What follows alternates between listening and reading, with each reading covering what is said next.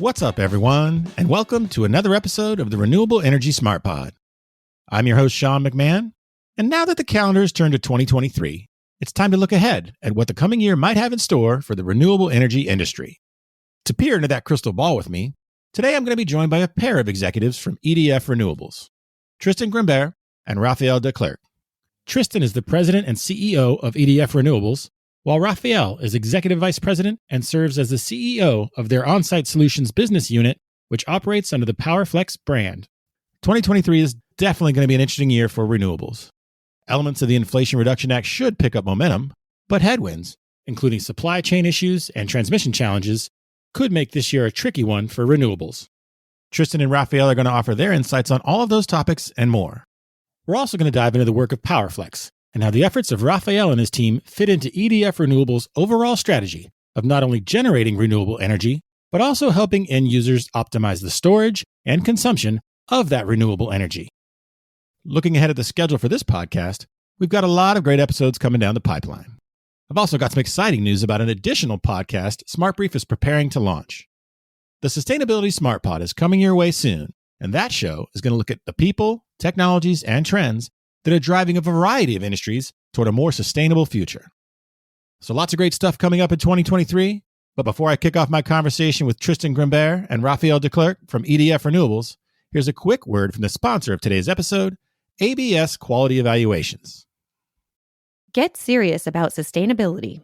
Assurance services from ABS Quality Evaluations can guide you with ISO certifications for environmental, health and safety, energy management, and more.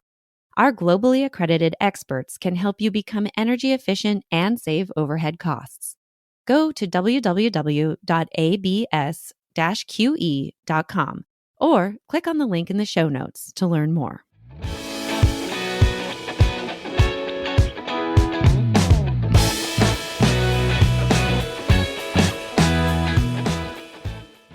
Hello, everyone, and thank you for joining me for today's episode. I'm joined by a pair of executives from EDF Renewables, Tristan Grimbert and Raphael Declercq. Gentlemen, how are you doing today? Very good. Thank you. Nice to see you. Yes, thanks for having us. Yeah, I'm excited to get you guys in here on the show because obviously from your perspective, you guys have a great view on what's going on in the renewable energy sector. As we kick off the new year, 2023, I want to ask you, what do you see as the outlook for the year ahead of us? Tristan, why don't you kick things off for us? Well, hopefully we're looking forward to stability. 2022 was supposed to be the year post-COVID, and I would say it was pretty bumpy, I would say. We had, import restriction, inflation, great resignation, the supply chain issues, cost of money rise, and etc. So after having a very nice piece of legislation with the IRA, we look forward to a year for stability in 2023. All right. And Tristan, you mentioned the IRA. So obviously that's had a major impact on what's going on in the industry. So what are some of the things you've noticed, either first or the largest impact it's already had in the less than a year that it's been in effect? So first and foremost, of course, quantitatively, this is great for the renewable industry. It's a 20 to 30% increase in volumes in the next 10 years that we see. So it is good for renewable and it's good for decarbonization in general. But I think more qualitatively, this is also very important because it supports storage and it's also a way to balance out the playing field between the imports for supply, modules and etc., inverters, batteries. So it balances out the supply chain between the US and Southeast Asia. So we're going to see a rebalancing of that supply chain, and that's a great news for the industry as a whole. And lastly, I think what's really important, I said storage, supply chain, as well as hydrogen. Hydrogen is a big winner of the IRA. We look forward to hydrogen starting to kick off in the next few years and take a place in the renewable and electricity sector in the US. And Raphael, what are you seeing from your perspective? So from the perspective of the distributed systems, I think IRA, on top of what Tristan was describing, is offering some adders that could be very beneficial to that segment of C&I, commercial and industrial.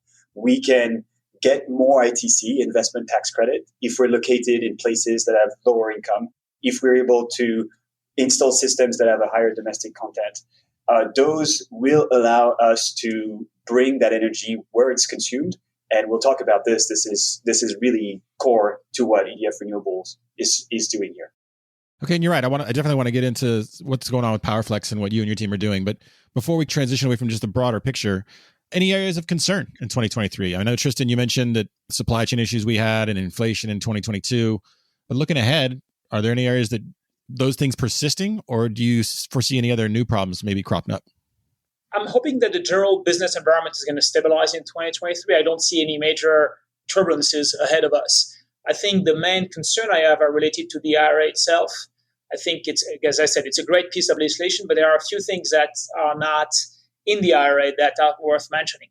One of them, so the two areas of concerns are, one is tax equity availability.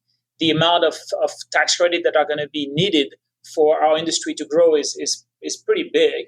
And I think transferability does part of the job, but I'm concerned that there will be a flight to quality from the tax investors, and the market may be short in tax equity availability in the next few years. The second issue of concern is transmission. Transmission is a big thing that was left out of the IRA, and we are going to be able to produce more renewable energy in the areas of production when there is a lot of wind and a lot of solar, but we have not solved how to bring that to the load center. And that's actually in the core of the strategy of Powerflex. But that's really an area of concern on the utility scale of our business.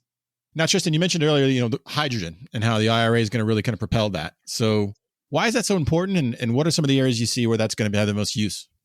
So first of all, the IRA is likely making hydrogen manufacturing in the US the cheapest in the world. So I think the US is going to become a base for export of significant amount of hydrogen. We're working on a number of projects, both very large scale for exports as well as for mobility. And you talked about synergy between our utility scale business and Powerflex, and that's another area. Understanding how hydrogen is going to grow and is going to turn into heavy mobility, like hydrogen truck, and things like that, is something that is of interest to Powerflex as well, and could be a competition or an opportunity depending on what we do. But basically, we think that there are a number of niches where hydrogen is going to start and grow, and it's going to become an essential part of the energy mix in the future because it can provide that high energy density storage that will replace eventually hydrocarbons that are coming from fossil fuel. Okay, now what do you think of the Department of Energy's plan to kind of set up these hydrogen hubs around the country? I mean, I know there's one in Utah. Then a couple months ago, we actually had an episode on this show about Louisiana is trying to get in there. So, what do you think about how that's being kind of guided by DOE and even on the locations? It seems like some might be positioned to export while others kind of take care of the domestic markets. Yeah, we're part of a number of those, and they are very different nature. So I think it's a good initiative to get the various local stakeholders to talk to each other and trying to organize a project around hydrogen. It's going to take a little while to figure out exactly the positioning of each one of those hubs. And I'm not sure that all of them are going to survive, but it's a great way to get organized and to accelerate the development of hydrogen, which is going to be fueled by the IRA subsidies, basically. Great. Okay, now, let's dive into Powerflex. So talk about how, first of all, going back to when the team at EDF acquired Powerflex, and then how has that transition gone? And then what's in store? What's in the future in 2023? So maybe I'll start and I'll let Raphael elaborate on what Powerflex is today. But what it is today is a result of our reflection in the early 2010s on the fact that we as a utility scale player were creating more and more issues on the grid with more and more wind and more solar. And that as the penetration level of renewable was getting higher and higher, there was no real way to solve the issue, and transmission and storage will not be enough. So if we wanted to decarbonize, we had to play not only on the utility scale out in the desert or in the Great Plains, but also at the place of consumption. So what we really saw when we saw EVs starting, in the mid 2010 was batteries on wheel, and batteries on wheel that will be available and idle most of the time and will help us to solve the high level of penetration for renewable. And very naturally, we decided to set an ambition to create a business out of it and to bring the energy at the point of consumption for our customer, making it more flexible and making it more resilient. So with microgrids and with a combination of rooftop solar, battery storage, and EV charging, we're able to put that all together in a way that makes economical sense for the customers and also solve the issue of penetration of renewable on the grids. Okay, and now, Raphael, you're obviously kind of leading this team. So what do you guys have on your plate now? Yeah, we have a lot to accomplish in 2023 and in the years to come. to come back to what Tristan was saying, this is really consistent with the overall strategy of EDF Renewables of bringing the clean energy where it's needed and when it's needed. Also, with the electric vehicle charging aspect, we're able to tackle another big culprit in carbon emission. If you look at which sectors are producing most carbon in the US, it's first transportation and second the energy production sector. So by playing our part in providing solutions on the EV charging side that are congruent with a grid that is more able to accept renewables, I think we're trying to help at the system level with the Powerflex solutions. Now, in practice, what does it mean for Powerflex? It's very focused on the commercial segment, being able to serve customers on site. We have 3 technologies that we can bring to our customers: solar, storage, and EV charging. But if you look at them individually and don't try to co-optimize, you're missing a big part of the value proposition for the customers. And that's where we had to invest in the software solution that allows to optimize each and every technology, but also co-optimize those technologies between each other and making sure that they're consistent with what the grid requires, the signals that the grid is sending. And that's very important for our customers to make sure that we are reducing their cost. If you don't take that into account, if you just install very blindly 60 EV chargers on the parking lot and don't think about the consequences on your energy bill, you're going to see real increases. And by bringing that intelligence on site, we bring value to our customers by managing the cost. So what does that look like? What does that software do? You said, put 60 EV charging systems on site. So how does the technology prevent it from being such a huge cost burden and maybe push some of that energy back to the building? Or, walk me through how this works in a real case scenario. Yeah. So we call the software solution that we bring Powerflex X. And Powerflex X is really a platform in the sense that you have several different products that are interacting to deliver the solution to the customer. The first thing you need to do is understand, okay, what do I need? We have customers that are coming to us saying, we have employees that are requesting to have more EV chargers on the parking lot. We have customers that are coming to us saying, I really need to reduce my dependency to the grid and I want more solar on my premises. We have customers that are coming and saying, there is an opportunity for us to store some of that energy. You need a tool that understands the tariffs, which are extremely complex in the US. As you know, 3,000 utilities, each have their particular tariffs. It is a world of its own. We understand that world very well. And we have put in the software that intelligence to help our customers really optimize the best solution. So that's the first piece. We call it exact. Once you have that solution optimized, you need to make sure that it's going to operate correctly. And there is a feedback loop between the two. We optimize the sizing based on how we know it's going to operate. Those algorithms that we put under the name Cortex, they allow to maximize the number of chargers and minimize the reliance on the grid. The core piece is something we call ALM, for adaptive load management. It's adaptive because it takes into account what the drivers need. So another aspect of the product is a mobile app that allows to take into account the requirements that the drivers are giving us every day, the requirements of the vehicles they're driving, and taking all those inputs into account, taking the solar production into account, taking the storage, charge and discharge into account, and the grid tariffs, we can optimize. As you can tell, it's a lot of parameters. So we need to make sure that we have very advanced math behind those algorithms to ensure that our customers are minimizing their cost of transition to clean energy. And last but not least, as part of the product, we need to be sure that we provide a reliable and secure solution to our customers. When you're talking about employees charging their electric vehicles at the office, it's already a big deal for them. If you were expecting to charge your car and you're not able to charge your car and you're not able to drive back home, it's an issue. Think about the challenge. I can see how that would be a problem. Yeah, absolutely. And think about the challenge for some of the businesses we're serving when it's their core business. When you look at companies like DHL, if they're not able to drive their light-duty trucks, which are transitioning to clean energy, it's the core business that is directly impacted. So we need to make sure that we have a reliable solution. We gave a lot of thoughts to how we do this, how we communicate with a combination of cloud and on-premise computation. And we're able to provide that reliability to our customers, even when it's their core business. We'll be right back. It's time to get serious about sustainability. Assurance services from ABS Quality Evaluations provide your customers and stakeholders confidence in the high standards of your operations. With over 30 years of experience, we can guide your sustainability journey with key ISO certifications for environmental, health and safety, energy management, responsible care, and more. Our globally accredited quality and risk experts can assist you in reducing your carbon footprint, becoming energy efficient, and saving overhead costs. Go to www.abs-qe.com or click on the link in today's show notes to get started today.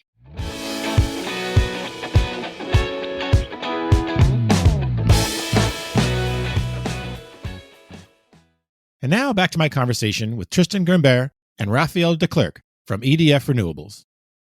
Okay, now you mentioned your primary market of operation is commercial and industrial space, and then you also mentioned DHL, and so that makes me think about fleet, like you said. So is this kind of a fleet-wide example of what we're all hearing about in terms of vehicle to everything or V2X? Yeah, so that's clearly the vision.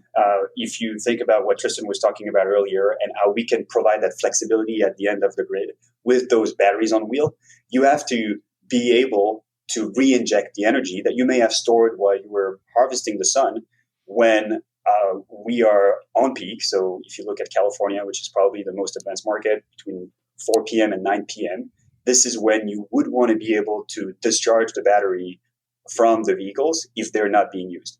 It's a very good use case if you think about office charging. So you drive back home at 5 p.m. and you're going to be able to power your refrigerator, you're going to be able to power your TV with the energy that you stored during the day when you collected it from the sun. That's something that we have on our roadmap. We have done some pilots to be able to modify the charging and do some bidirectional pilots. It's still not at the commercial level, but it's clearly something that we want to tackle in 2023 when we look ahead at 2025 and that time horizon where we think it can really make a difference. And are there any industries where you're seeing perhaps the most potential growth? We already talked about kind of industrial, fleet, DHL, stuff like that. But what about, hospitality or multifamily residential or any sectors like that? Yeah, so we have a bias with Powerflex because we try to go where our technology brings the most value. It started with office spaces. We're looking for places where you have long dwell times, where in the future it is very likely that solar will be relevant. And so we started with office spaces, then the pandemic hit. And so we saw the consumption at some of those tech campuses in California, think of SAP, Intuit, and others, that had really taken a turn and installed a lot of EV chargers. The consumption dwindled because the employees were working from home. So we went where they were. And we went to the multi-unit dwellings, is something you mentioned. And I think this is the part of the residential market we're able to address with our technology, because we're able to maximize the number of chargers that you're going to put at a given electric capacity. So the challenge you have on an office campus is the same as the one you have with a multi-unit dwelling. Hospitals is another example where you have a lot of churn and a very high need for EV charging. And this is a sector we're also able to serve well. Now, if you expand this, you look at new areas that are new sectors that are realizing, okay, we need to serve our customers better through good EV charging. The best example that we had recently was airports. We started with the airport of Los Angeles, where we installed 1,200 chargers. And this is the sort of size, like 1,200 chargers in a single location like that.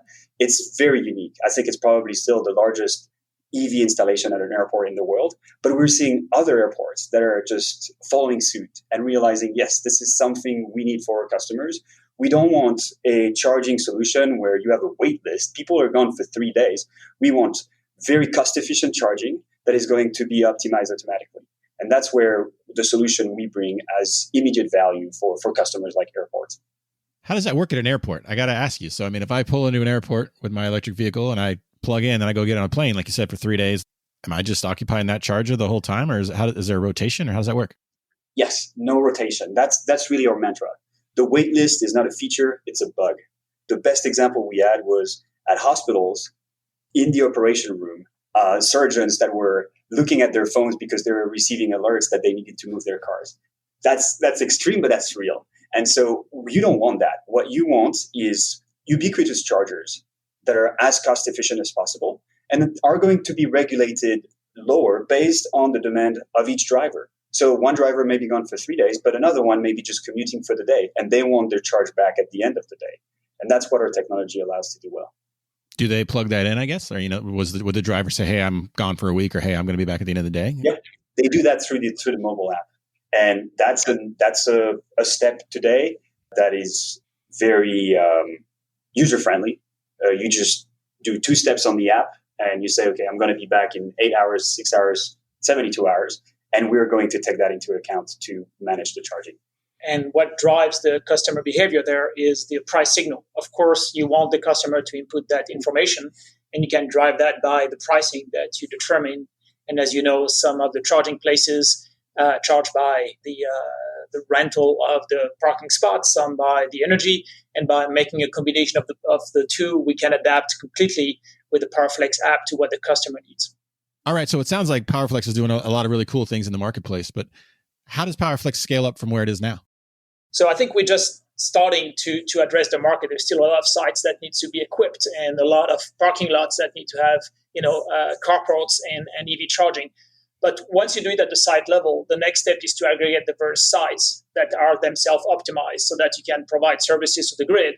And then you have, a DER that allows to provide that flexibility to the grid, and then you can aggregate at the regional level and maybe at the national level. So eventually the scaling up is being able to accumulate those thousands and thousands of cars that are on parking lots that can be charged at different speed or can provide electricity to the grid. So that's the vision in the future. So if I understand that correctly, you're talking about, so you got a Walmart that's got a facility there, and then maybe down the street you got a Costco or something like that. And then those all come together, so that neighborhood and then maybe even that city. So we might see some cities kind of start to tout their bona fides in this? Yes, our view is that as an integrator, we'll be able to accumulate a number of sites and we'll be able to deliver energy or storage to the grid on the wholesale level to play on the power markets, basically. So your vision is exactly right. That's fascinating. Okay, now Tristan, how does this fit into the overall strategy you have at EDF Renewables? You mentioned earlier you're creating, large-scale wind and solar farms, and now you're just trying to get to the end user. But how does this fit into the strategy now? And then, what's the existing footprint? And then what's the plan for growth? So I think your question has two dimensions. One, our long-term mission is to decarbonize the energy sector. So I think it fits very well in that sense. One, by allowing that decarbonized energy to be produced on the site of the customers. We're on the top, rooftop installer in the US. But also thanks for the battery side and EV charge by allowing more penetration of utility scale projects. So in terms of mission, this fits very well. In terms of strategy, I think I would turn your question, if I may, into what are the synergies.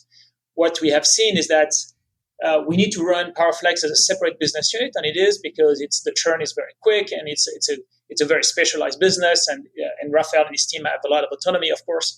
But at the same token, you have some very significant synergies. The understanding of the market as a whole, the fact that you can see the market from the utility scale, from the customer scale, from the on-site side is really valuable. On the procurement side as well, when we buy modules, we buy for both business units. And we have seen that having what could be seen as small inventory on the utility scale can be very useful sometimes for Powerflex to be able to go through things like the auction issue and the anti-circumvention freeze that there was over the summer last year. On the battery side, the same thing. Our battery customers are very interested are very interested of the large volume that grid scale can bring, but also in the short-term project that they can see. And on the customer side as well, the CNI, the big customers like Walmart or Prologis or else, they have both a large utility scale program and they have sites that they need to equip with rooftop solar and with EV charging. And again, we can, as long as we find areas where people are going to leave their car for a while. I mean, we're in California, right? Even though it's raining today in San Diego, that's how it came about, is that we drive to the office and our cars sit there for the whole day under the sun. And you can convert that into precious energy and into grid reliability as well. So there is a lot of synergies, and it's very important for us to analyze those and not inner Powerflex dynamism and entrepreneurship with processes that are a bit heavier on the utility scale, but yet leverage those synergies. I don't know, Tristan. I thought they wrote a song about how it never rains in Southern California. What are you talking about? Rarely. And we call that a free sprinkler system. So we're happy with it. That's great. Now I want to get into the part that you said you were dreading, Tristan, the bold predictions. So I'll start with you, Tristan. Then I also want to hear separately from you, Raphael. So from where you're sitting, what are some bold predictions you have, Tristan, about 2023? And then also say 5 years out? What does the landscape look like for a firm like yours and also for the U.S. in general, as we go push a couple more years into IRA? So I think I'm not sure it's a bold prediction as much as a concern and therefore a necessity. What's going to become more and more important is market regulation and the market design per se. So the ability to understand who is going to produce when, who is going to use electricity when, and how to make that work in a grid that's more and more intermittent and more intelligence driven, like what Powerflex is doing at the site level, is going to become more and more important. And the bold prediction I would make in the next 5 years is that as those system that integrates local resources into regional resources, into national resources, to manage the grid in a dynamic manner on a real-time basis between the intermittent resources and the load, those systems are going to become preeminent, and cybersecurity is going to become a big, big issue in 5 years from now. So if you want a bold prediction, is that maybe in 5 years from now, we'll have a podcast on how we prevent, whatever foreign power to enter our dynamic grid management system so that they cannot control it on our behalf. All right. So cyber defense being top headline in 5 years. Okay. Raphael, what about you? Where's Powerflex at in, say, 5 years? And more importantly, I guess more specifically, what kind of new technologies are we going to see? I mean, what you described about the airport kind of blew my mind a little bit. I'd never seen that. What other new stuff is going to be out there? Yeah, I think one of the topics we touched on is going to be essential, and that would be my bold prediction. It's the vehicle to X, vehicle to building, vehicle to grid. I think this is something that has been brewing for a few years, and I think we're going to turn a corner in the next 3 years probably, where regulations, car OEMs, and energy managers like us are going to align to allow this potential to be realized. I think it's too bad to just leave those cars fully charged when they don't need to be fully charged. They can provide that flexibility. It's part of a broader transition that I think the whole society is pushing for. As far as technology excitement that I see, mostly on the EV charging side, one very important theme for us is to make the user experience as seamless as possible. So what we envision in the future is a seamless communication between the vehicles and the charging stations, where you don't even have to take those 3 steps of taking out your phone and using an app, where the communication between the car itself and the charger is automated. It requires some standardization. So there are some ISO standards that are being pushed for. I think it takes time for the whole industry, and it's fortunately an industry that attracts a lot of capital and a lot of interest. That means a lot of players are playing in that arena, and so we need to align everybody. But I think we're heading in the right direction. Places like California are a beacon for the rest of the country, and we are going to be able to simplify that user experience, make it as seamless as possible. You just plug and charge. You don't have anything else to do. Your car is going to be ready when you need it. By the way, there may be a little bit of that energy that at some point went to the building or went to the grid, but it's absolutely painless for you, the driver. Maybe it will be driven by your Outlook calendar. It will know whether you're flying for 3 days or not, and then that will determine at what speed you're charging and whether your car can serve the grid during that time when you're away. So you're telling me that Microsoft and Google and all those other office app companies are going to be carving their footprint into this space? Well, there is a lot of room for entrepreneurial companies that can use those API and develop some specialized product. To be able to do that, you need to have a pretty deep understanding of the grid and the way it works. But certainly, competition is open. Yeah, those little startups like Microsoft and Google, they got deep pockets. No, we have an early start. Okay, well, good luck with that race. And gentlemen, thank you very much. I really appreciate your insights. Thank you. Thank you very much. Thanks. Have a good day. Well, that's our show for today. But before we get out of here, I want to say one final thank you to the sponsor of this episode, ABS Quality Evaluations. If you like this podcast, please share it with your friends and colleagues, and be sure to follow us on Apple, Google, Spotify, or wherever you get your podcasts. You can also follow us on Twitter, where our handle is @RenewablesPod. And if you'd like a daily dose of renewable news delivered to your inbox, head to smartbrief.com and sign up for the Renewable Energy Smart Brief. The Renewable Energy Smart Pod is a production of Smart Brief, a future company.